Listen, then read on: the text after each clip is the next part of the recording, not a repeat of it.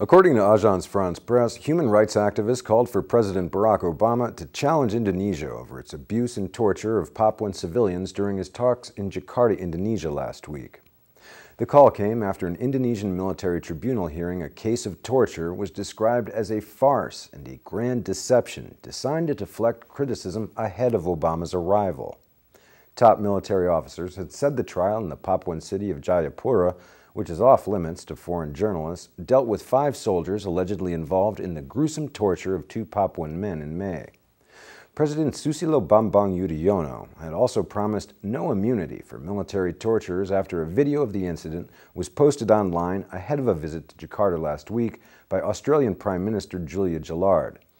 The video showed one victim's genitals being burned with a fiery stick, but despite such assurances and repeated statements from military officers, it emerged late last week from Jayapura that the trial was about a different, less serious case of abuse which occurred in March. The Sydney Morning Herald, which first reported the existence of the online video of the May incident, said in a report that the Jayapura tribunal had, quote, proven to be a grand deception. Phil Robertson of Human Rights Watch said, quote, this should be at the top of the agenda when President Obama visits Jakarta.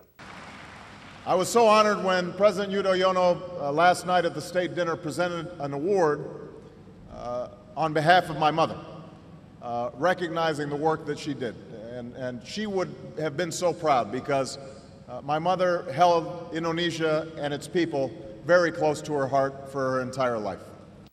Obama's 24-hour visit to the Southeast Asian country came hot on the heels of the Pentagon's announcement that it would resume ties with Indonesia's special forces, the Kopassus, which are accused of widespread abuses and killings. Former U.S. diplomat turned Papuan rights activist Edmund McWilliams of the West Papua Advocacy Team said the military had murdered, quote, tens of thousands of Papuan civilians in 4 decades of Indonesian rule. He said, quote, what we have seen over decades in West Papua are killings that would approach the scale of what we saw in East Timor. Certainly tens of thousands have been killed.